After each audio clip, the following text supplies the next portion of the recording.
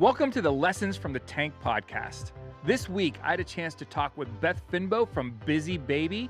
And I have to tell you, first off, if you have a small child in your life, you need to get her product. It is life-changing. But she has amazing things to say about pivoting and sticking to your guns and how the military has trained her to adapt and overcome any obstacle in her life. You are going to love this and get so much value from it. Enjoy. Beth, thank you so much for being on the podcast today.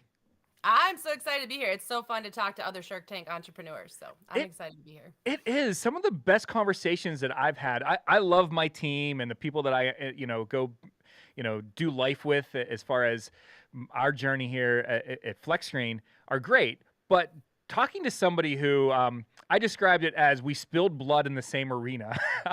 There's just something. There's something there, like where there's a camaraderie there that is fantastic. So I love these conversations. Yep, same. So so you were on episode 12 or season 12, episode 16. Yes. Busy Baby. One of the, in my opinion, one of the coolest products. I have 4 kids of my own. They're all grown now, and I have 5 grandkids. It's genius. Like what you brought in front of them was genius. I can't imagine. I won't give it too much away, but I can imagine like the sharks not jumping over themselves trying to partner with you. But tell us a little bit about Busy Baby. I love the product. So. Yeah, so the product is pretty simple. It's a placemat that suctions to a surface, and it has a tether system that allows you to attach baby's favorite toys so they're not constantly dropping and throwing them on the floor. That's the concept. I came up with the idea after I had my first kid. Went out to a restaurant with some girlfriends. They brought their babies. They were a huge distraction the whole time. One of the moms was a germaphobe, so every single thing had to get wiped down. We couldn't even finish a conversation. So I immediately went on Amazon and looked for something I could buy so my kid wouldn't be that distraction. And I couldn't find anything that would do what the Busy Baby mat does. So I had an idea, and I was stubborn enough to take it to the market, and here we are. So some of the things I really liked about it, first of all, the sharks even kind of highlighted, like when you stuck it down, it stuck. I mean, I've seen some of the other mats that are out there. You know, you might as well put a napkin down. Like they slide around and stuff like that. Like it's, so that's really cool. But the video for the listeners who might not have seen this episode, you need to go on the episode because the video of you and your I assume your baby at the time, right? Yep. In a restaurant and tossing it down and then picking it up, and you kind of had fast forward. It was like such a visual representation of what every single parent goes through. I thought it was kind of genius, like that part of your pitch. You know what was great is that we got that video in one take. It was so good. Like working with babies is so hard. You try to like shoot video with babies, they don't take commands, they don't listen. But my kid did what all kids do and just immediately threw his toys on the ground. So I think when people see that video, they feel the pain. Even if their kids are 20 years old, they're like, oh, I remember that. Yeah, I do. Like I said, my youngest is 17, and I'm like, well, that still strikes a chord with me. Like that. Yeah. You know. And I think that's a really important thing about business and marketing your business is first, like getting people to relate to your problem. Like, what problem are you solving? Like, put the problem in front of them, get them to relate to it first, and then they're more interested in what your product is that's kind of solving that problem. By the way, I know that the sharks are really smart people, but one of the comments that they made about the size of the opportunity, I thought they were so far off. I thought that was one of the most ridiculous things I've ever heard on Shark Tank, where they said that the market is small. I'm like, no, it's not. Like kids and pets, those are huge markets. And to your point, I thought you handled it so well. Like millions of kids get born every day. Like it's every year. Yeah. Every year. 4 million just in the US every year. Like it just keeps regenerating itself. Yeah. Every year. And typically things like that aren't handed down. Like, it's not like, oh, here's my great grandmother's mat that had no, it's, you buy a new one, you get a new kid and you get a new one or it gets destroyed or it gets left behind or whatever the case may be. I just think that the market is enormous for what you're doing. I was honestly shocked too, because it was Robert who made one one of the comments about the market not Yep. being very big. And he, at the time, his twins had just turned 2. So he had really just gone through this phase of the dropping and throwing. And I was like, you're currently buying so much stuff for your babies. Like, you have to be. How do you not realize that this baby market is just incredible? I But know. I was kind of, like I said, I was kind of blown away with that comment. But then again, they're the sharks. Like they might have people who, just follow them around and pick their kids' toys up. I have no idea.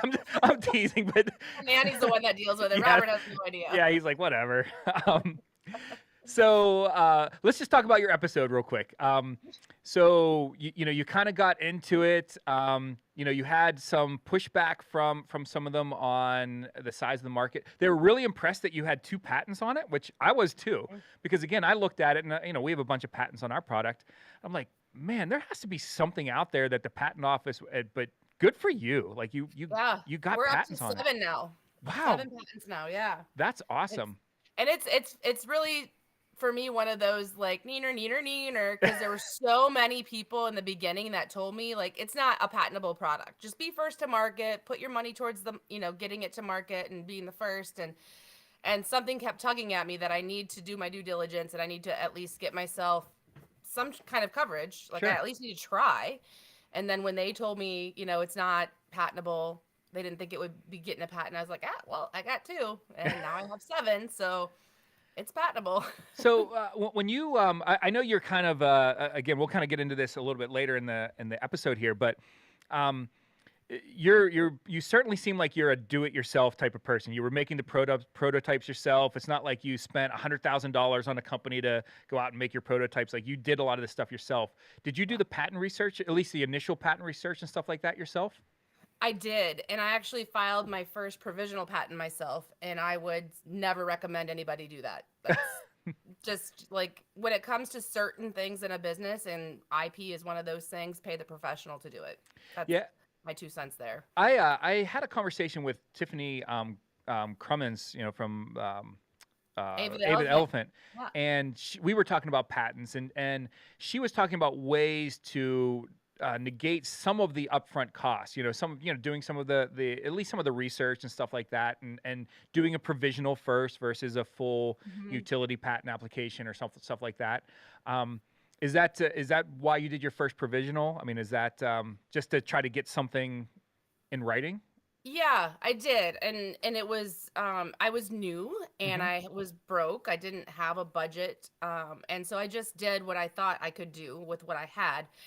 And now I look at it in a little different view, because you can go to Google Patents and you can do searches, and you could file provisional. It's not going to stand up to anything, but at least you get a date, Right. and you get your idea out there.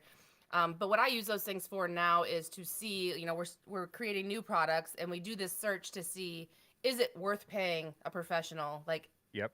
when you pay a team that does patent search for trade, like, that's their job, they are much more efficient and will find a lot more things than I would going to Google Patents and typing in what I think are the words that I need to be looking for. They have a lot more experience and can find a lot more.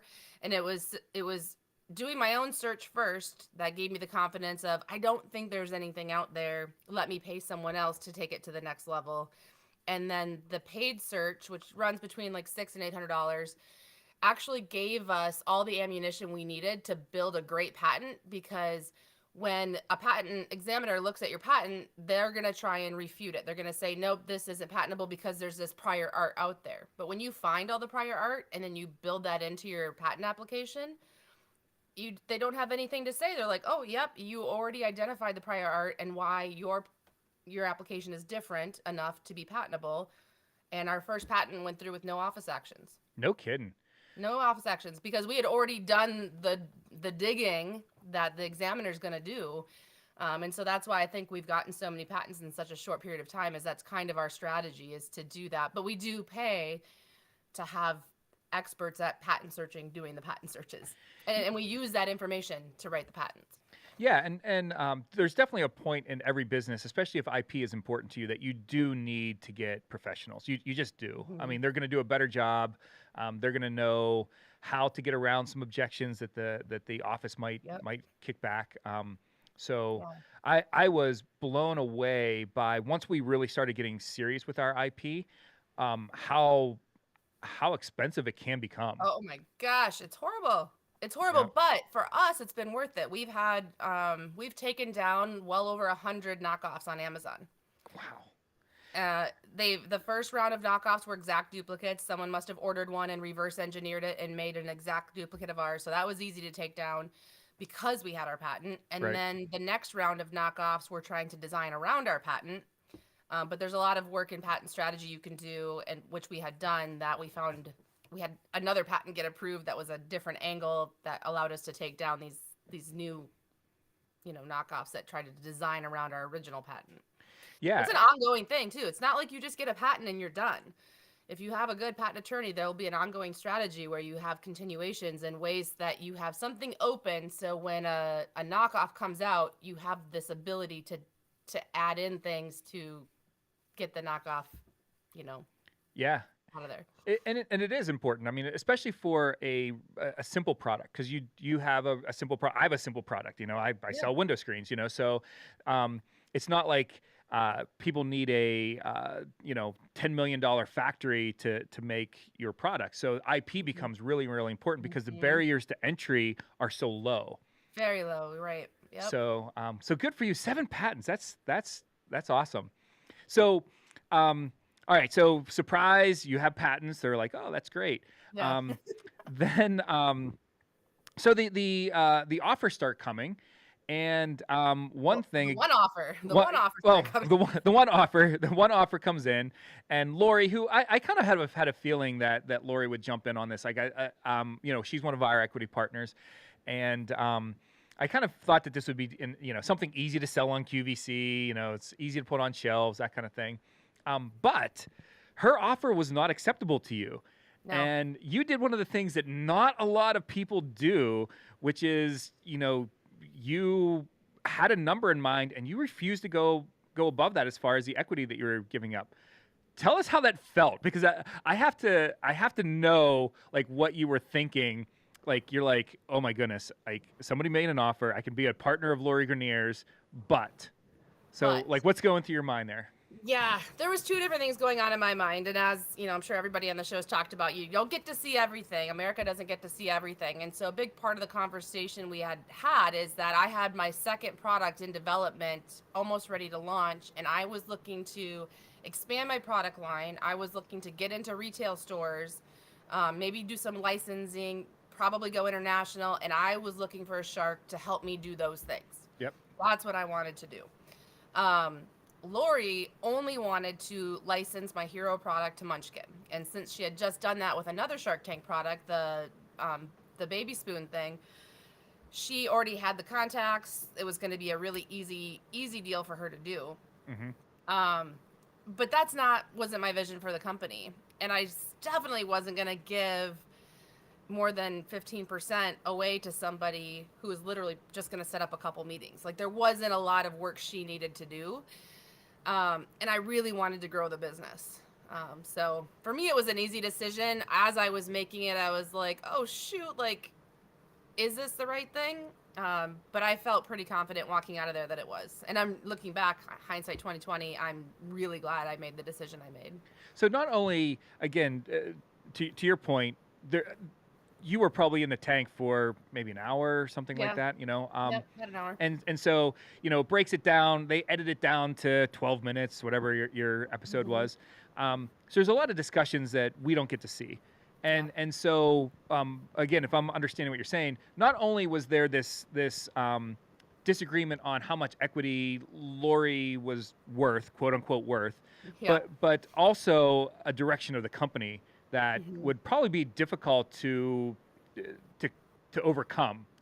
She wanted to do the one and done, sit back and maybe collect a couple $1,000s a month in royalties. You're like, no, I have something here that could be enormous. Is that what I'm kind of reading into? Exactly. Yes. So, wow, there's a lesson there. I mean, if you're not aligned with your partners, I have a couple equity partners, and we're very aligned on what what we want to accomplish with our company, And I can't imagine having one that had a difference of opinion and especially owned a substantial chunk like Lori would have Yeah. owned. Yeah. So, um, Yeah, no, I don't think any amount of money is worth having a bad marriage. Because when that's you good. have partners in business, it is a marriage. And, I feel like there's no amount of money that I could sit back and let those checks roll in and feel good about it.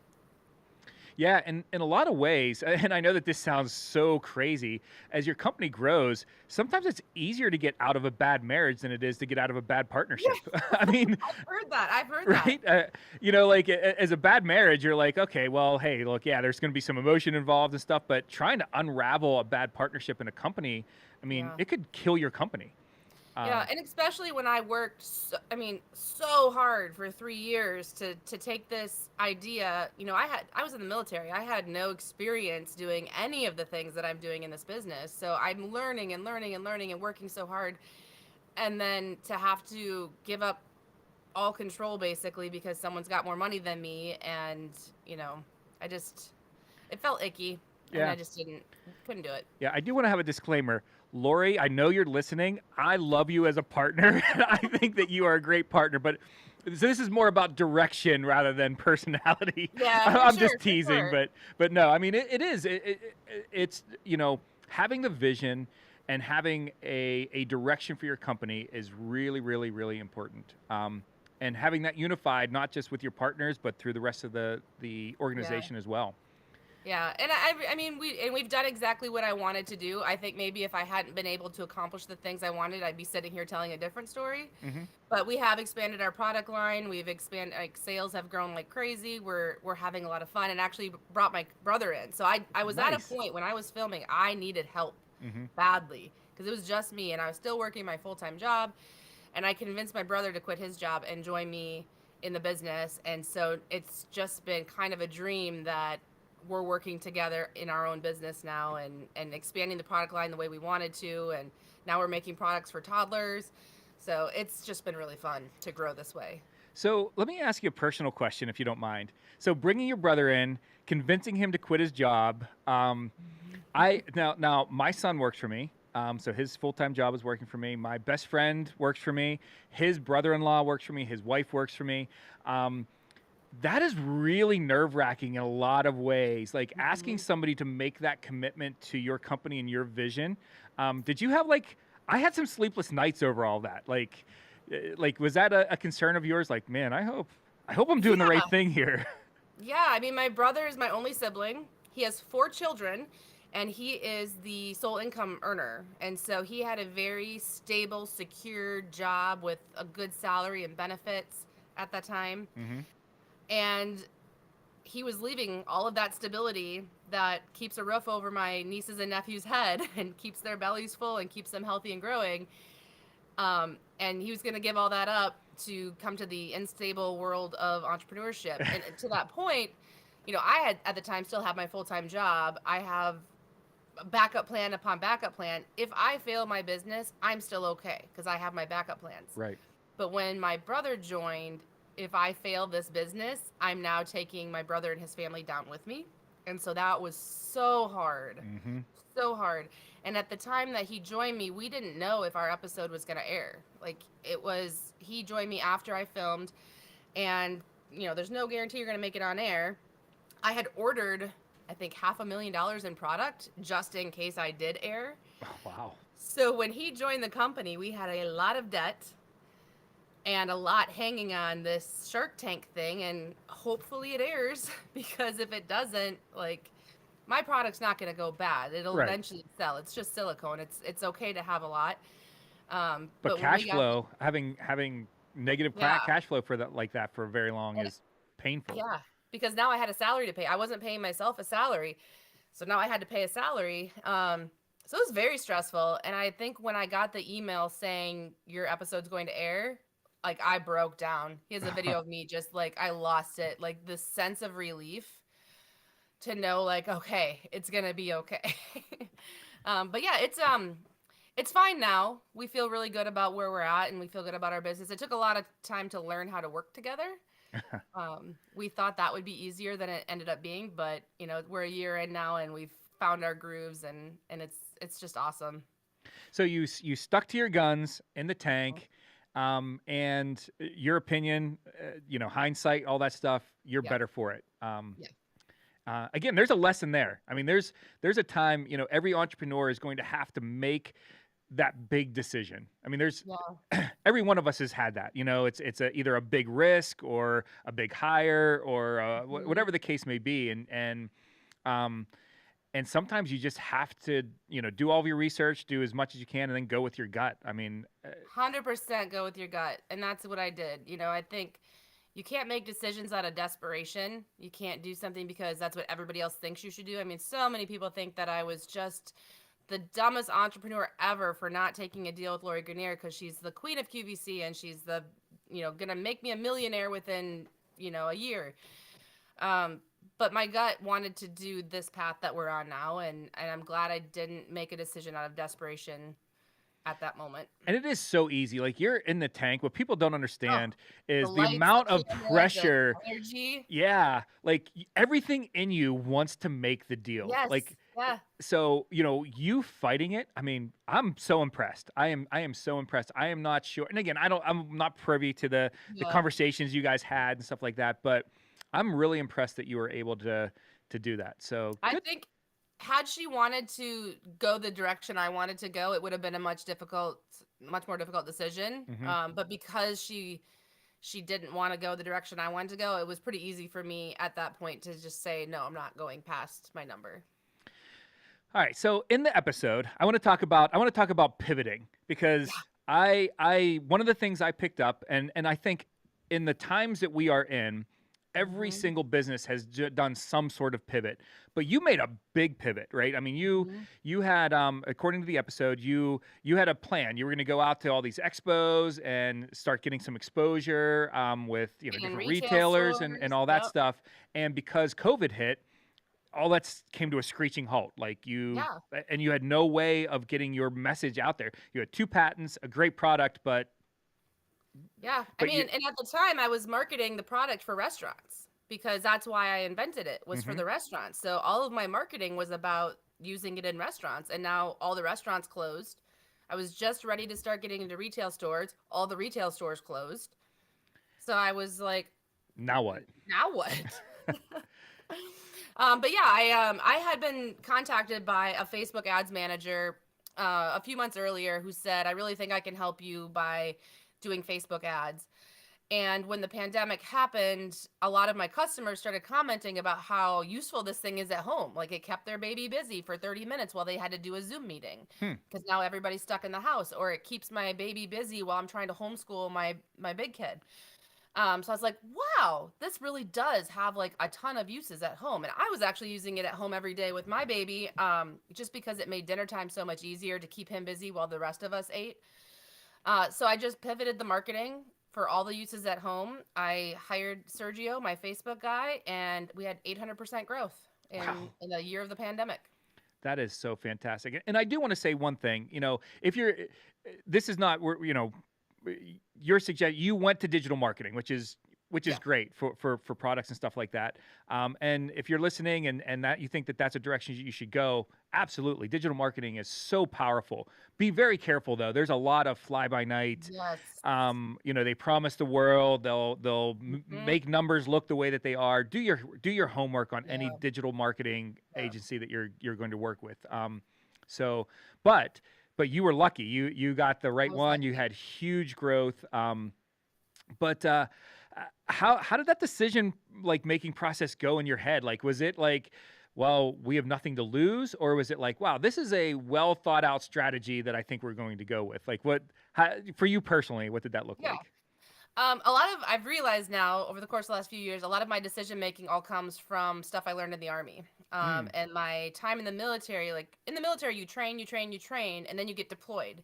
When you get deployed, if something doesn't work as planned or how you trained it to go, then you don't just be like, shoot, that didn't work. Like, you have to figure out another way. You're deployed. Like, you can't just Right. start over or sleep on it, or like, you got to figure it out. That's just the mentality. You always have to figure it out, and that's what I do in the business. So, okay, obviously, marketing something for restaurants and trying to get retail stores, that's not going to work. What else is going to work? Like, what's my way around this wall that just came down in front of me? How do we get around the wall? And I think that if you just do that with everything you encounter, when I hit a tough spot in the business now, a wall comes down, I don't get frustrated with the wall. I just find the path around the wall. And I think that's what pivoting is. Yeah, that's a great analogy. I've heard, you either go over it, around it, or through it. Like, Yeah. because if turning around and going back is an option for you, you're probably not meant to be an entrepreneur. Right. I hate to say it like that, but that is the case. I mean, a lot of people that I've talked to, and again, if you're listening, when you go on Shark Tank, you get approached by a lot of people afterwards. Hey, can you give me some advice? Or hey, what Yeah. about this? And the people that I've talked to, probably 50% of them have hit what I would consider like a speed bump, and they're like ready to give up. Like, it's certainly not a wall. You know what I mean? It's like a speed bump. We're like, look, if that is the thing that is causing you anxiety and causing you stress with this thing that you want to do, like, you should probably just go find a job. And that's not a negative. Like, No, finding yeah. a job is a It's great not. thing. This is not something that is a good fit for everyone. And It I also isn't. see entrepreneurs that push through the wall when they probably shouldn't. Yeah. Yeah. So that's a tough one too. But yeah, this is definitely not a job every person can do. It isn't. But I think that tenacity to find that way around, again, whether it's over, around, under, through, Yeah. is the mark of successful entrepreneurs. I mean, it's again, there are the cases where, hey, look, there's a wall there for a purpose, like, because Yeah. what you're trying to accomplish is just never going to happen. I had somebody reach out to me with an invention, and I'm like, I did a quick search on Amazon, and there's like 6 versions of that already. Like, like, Yeah. did you do your research? Like, you're probably not going to Mhm. be very successful because there's so many. What you've invented, what you've come up with is already out there. Right. And that's just one example. But so the army taught you to, get around there. It's the term is adapt and overcome that I Wow. kind of live by and that we learn in the military. So, yep, I think that's my number one quality, I think, that gets me through all these days. Adapt and overcome. I love it. That should be on everybody's wall. If you want to be an entrepreneur, that is adapt and overcome. That should be your daily mantra. Right. So what's new for Busy Baby? Like, so you said you have some new products. Like, what's coming down the pipeline? I solve problems based on my own life with my own kids. And so my kids are toddlers now. My son is in preschool learning how to write. And so I've found ways to help him do that. And so we're coming out with a toddler size mat and an app that's going to help littles learn how to write letters and numbers and shapes. And then it's going to be great for arts and crafts projects and other sensory things and some physical and occupational therapy. So we definitely have a fun line of toddler products coming. We're going to expand kind of what we're selling on the website for baby, adding more accessories. And then we're going to start heading into the big retail expos. Now the expos are starting to come back. We didn't get to hit the retailers in 2020, so 2022, we're going to try again. I have a feeling you're going to get picked up at a lot of stores. I see it. Like, I can see the packaging, like, sitting at some of the, especially the baby type of retailers, but also the big boxes, the Yeah, Walmarts and stuff like that. It just seems like it would fit right in. it's the plan. That's the So, plan. We'll see how it plays out. well, that's awesome. So tell us how we can buy some of your awesome products, give them as gifts, whatever the case may be. Yeah. What's the best way? And you hit the nail on the head right there, gifts. Most of our customers are actually people buying baby shower gifts. So we sell our mats on our website, busybabymat.com. You can get your mat, you can get the accessories, you can get a whole baby gift package right there, and it's a huge hit because nobody's heard of it. And this is like, we don't need to go into this, but I've been on national TV.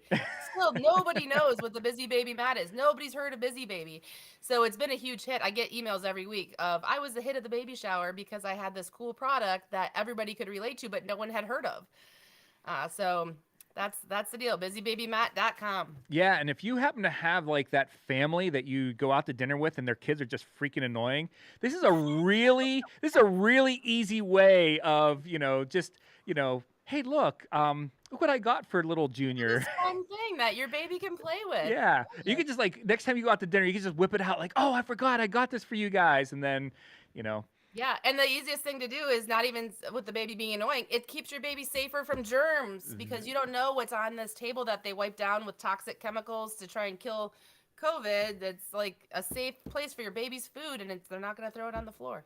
By the way, I'm such a big fan of your product. You wrapping it around the handle of the shopping cart is also brilliant. I just thought That's one of our patents. We got a utility patent on that usage. No kidding. Yeah. That is so awesome. Because again, it's just one of those things like every mom, every dad knows you got to take your kids shopping at some point, and they're just going to be annoyed and you're going to be annoyed because they keep throwing their crap on the ground. Yeah. And so this is I just thought it was, and it protects them from all the germs. I just thought it was brilliant. Yeah. Yeah. Because when baby starts teething, their mouth just goes straight for that handle. Yep. So, well, I have to tell you, I am certainly getting some of these for some of the babies in my life. So Awesome.